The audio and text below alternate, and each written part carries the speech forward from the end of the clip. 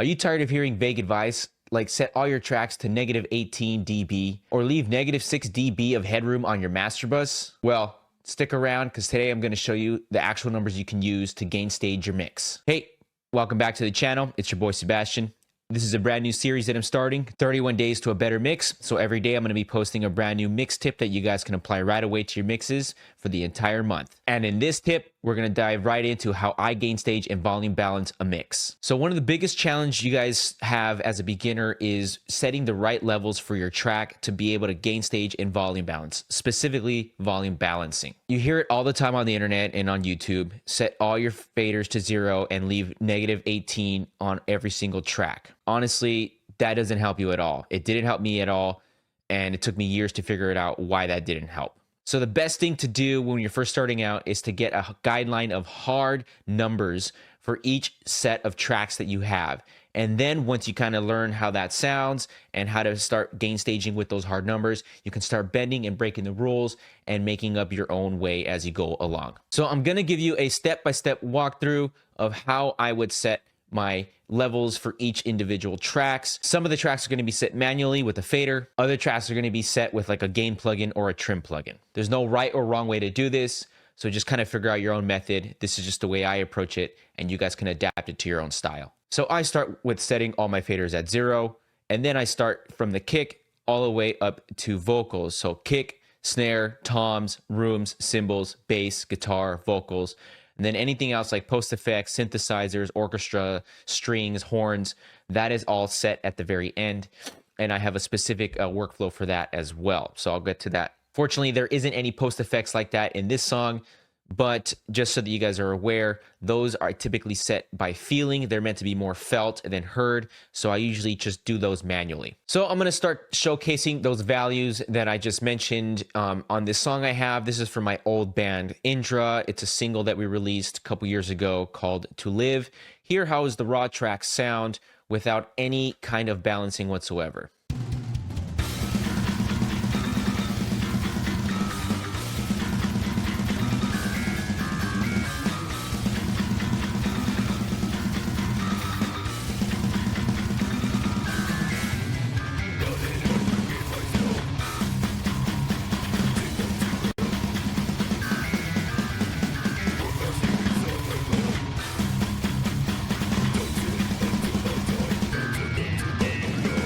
So as you can tell, everything's very flat, everything's all over the place, and the bass is pretty much punching through everything else. So let's go ahead and start gain staging our mix using the values that I talked about previously. All right, starting with the kick. With the kick, I have 3 different tracks. I have a kick in mic, a kick out mic, and a kick sample. I'm gonna start with the kick mic so that we can see where it lands and set the level properly. All right, so that is sitting around negative 16. That's extremely low for our purposes here. Now, there's a lot of double kick in this song, so while normally I would set the highest peaks at negative 6, I might just shoot for negative 9 to give myself a bit of headroom on this so that I am not destroying my drum bus and my master bus with tons of low end. Now, with Studio One, it's really cool because they give us a trim plugin right here on the top of the tracks, so I don't need to add an extra one, and I'm gonna set the track with the trim plugin here.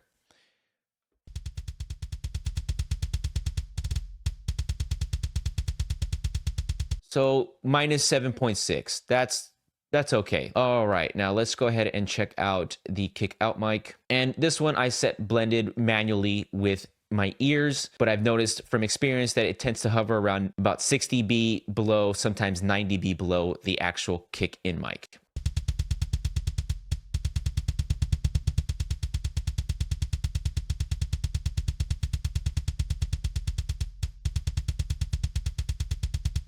So we got really lucky with this one. I didn't need to gain stage it because it's actually sitting where I would normally sit this kind of microphone. It looks like it's sitting just under 6 to 7 dB. And if I mute it, you guys can tell that it disappears if I were to turn it off.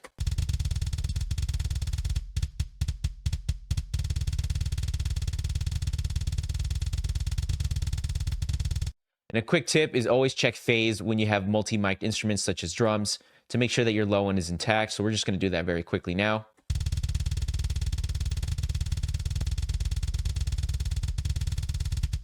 So it's in phase. All right, let's go ahead and set our kick sample. Again, we're using the gain trim plugin that comes stock with Studio One here on the channel.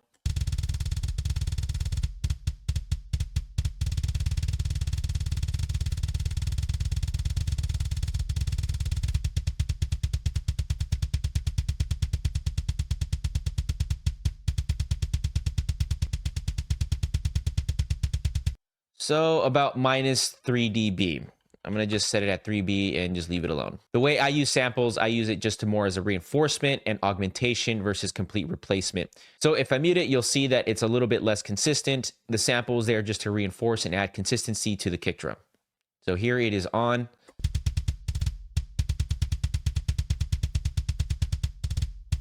And here it is off.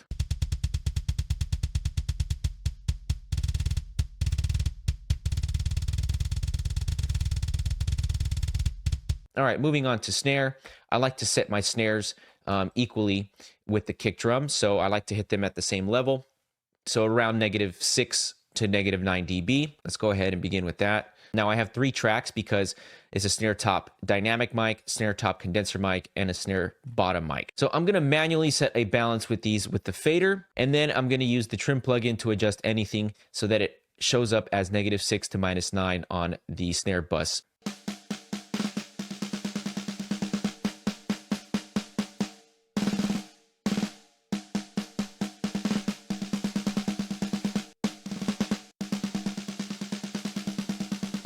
That seems to be good to me, about -6. Let's see where it's hitting on our snare bus.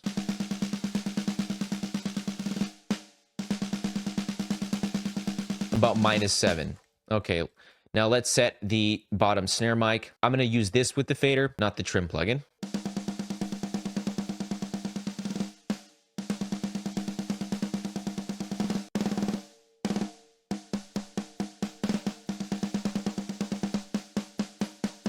So what I'm looking for on the snare bottom mic is just adding the air and the sizzle. If I was to mute it, you would hear some high end disappear, which we just experienced. And so it looks like we're sitting on -9. And you're going to see that as a common theme a lot on my videos and my mixes is I cascade a lot of my volume in -3s. I don't know why that is. It just happens to be the way my ears work. And it is something that I've seen come up on my mixes time and time again. Okay, moving on to toms. Like I said, toms are going to be around -12 on the tom bus. Let's take a look at where we're standing with those.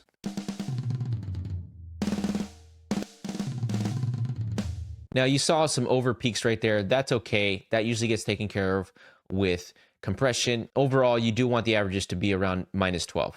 Okay, let's set our room mics. With room mics, I have noticed I set them anywhere between the low -20s and the mid-20s. Room mics for me are more of a gluing effect versus something that needs to be heard in tech metal. In tech metal, you want your drums to be pretty dry and pretty direct sounding, and room mics would inhibit that. So let's start with this room mid mic, and I'm going to set this manually with the fader versus the trim plugin. I just found that is something I prefer to do.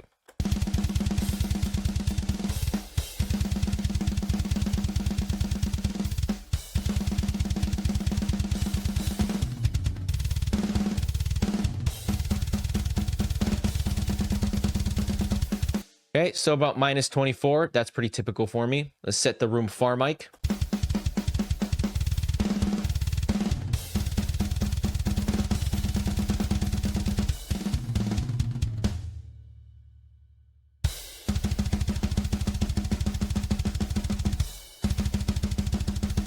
Yeah, about -12, and it's sitting around -24, 28, something like that. That's pretty typical for me. If I was to mute both of those tracks, you'll hear a lot of the mid-range of the drums disappear.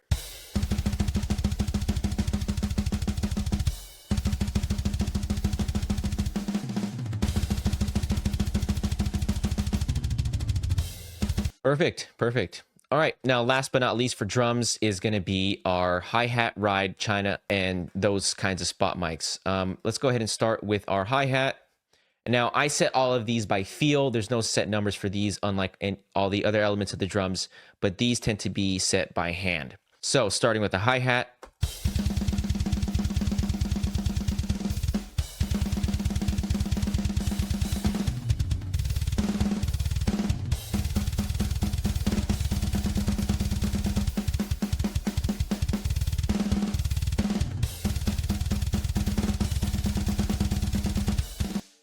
All right, so we're about -3 dB on the fader, and that was hitting around -24 dB on the meter. Let's do the ride.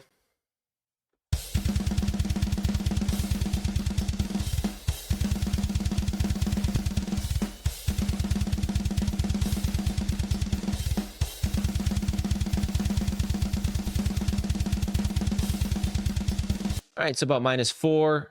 And on the peaks, that was about -18.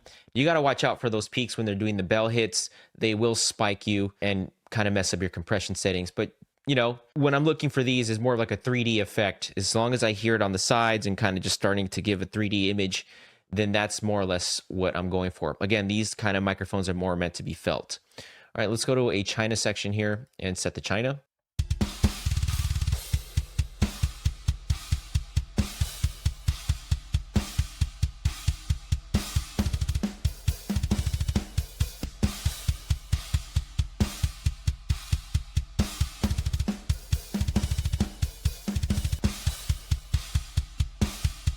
So about -5. It looks like the peaks were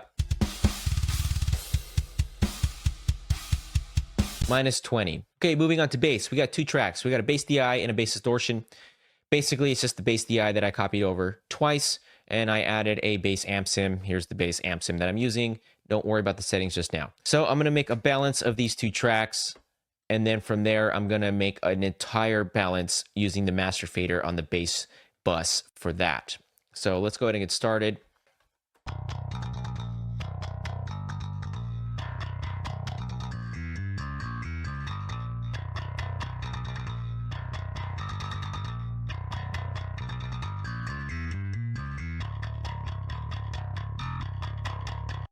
That seems to be pretty good. Now let's go ahead and set the levels against the drums.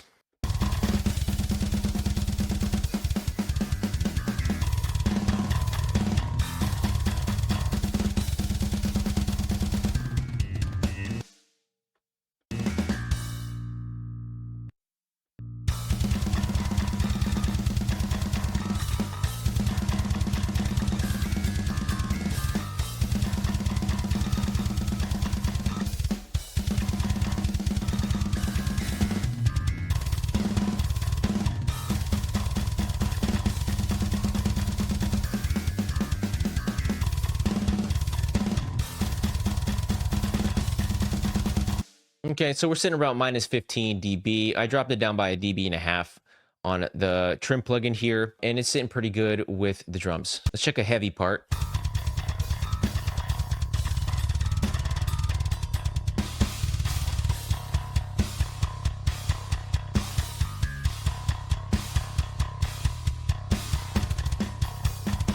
Okay, great. Now let's go ahead and check out guitars. Guitars, I like to sit around -12 pretty much all the time on mixes. You should see -12 dB being the area where I set these tracks.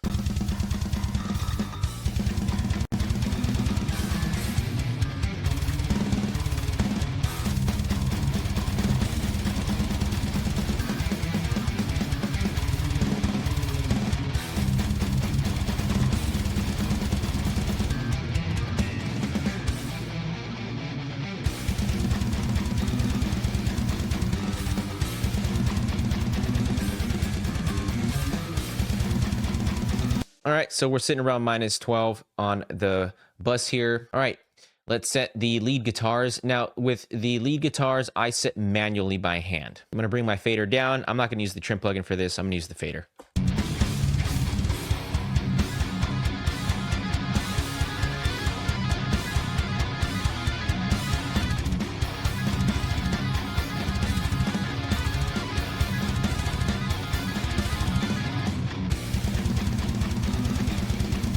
All right, so what was that? About -17, -16? Yeah, maybe we can go a little louder.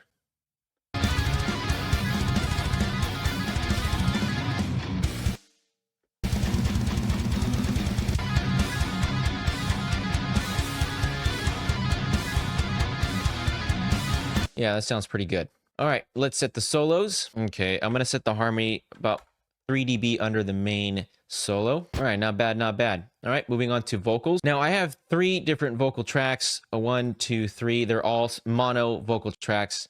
They're just split up vocal lines that I couldn't do in one shot. So when I was tracking this, I had to split it up into 3 different tracks to catch my breath. So they're all tracked with the same level and the same compression. We had a compressor going into this when we were tracking. I think it was a distressor. And so they all tracked at the same level. So I can just do all of these in one fell swoop with the trim plugin.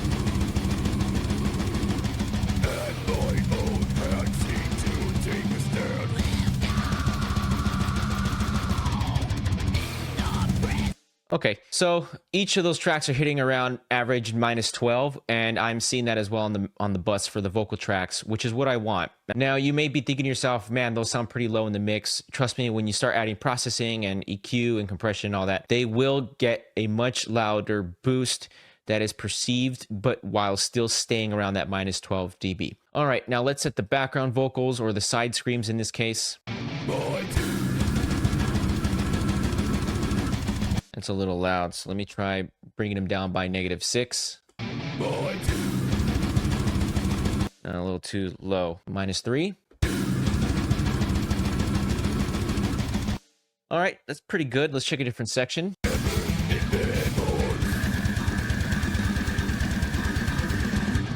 Too loud. I think -6 was pretty good.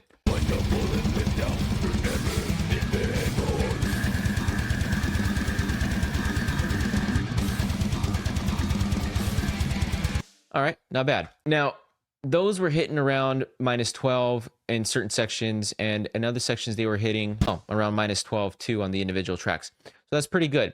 Again, with compression and EQ and distortion and everything else you start adding, the dynamic range is going to get cut down pretty significantly, leaving you just an average level a lot of the times. Now, I have noticed throughout my career that I do tend to set the background vocals anywhere between -9 and -6 dB below the main vocals here, which were these 3 tracks. So let's just take a listen to everything that we have together and see what we got so far now that I have everything volume balanced and gain staged.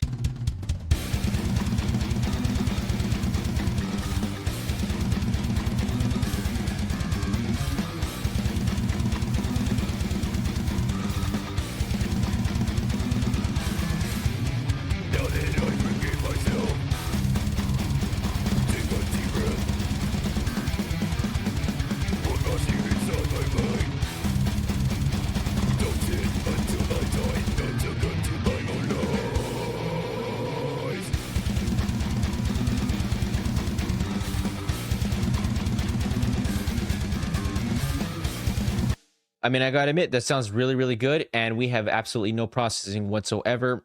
The only thing I have is actually my bus compressor activated just to control the low end a little bit so it doesn't blow up your guys' speakers and stuff like that. All right, so for additional tips and insights, just remember these are all starting points. They are not meant to be your be-all and end-all. Just remember each mix is unique and different, so trust your ears more than anything else.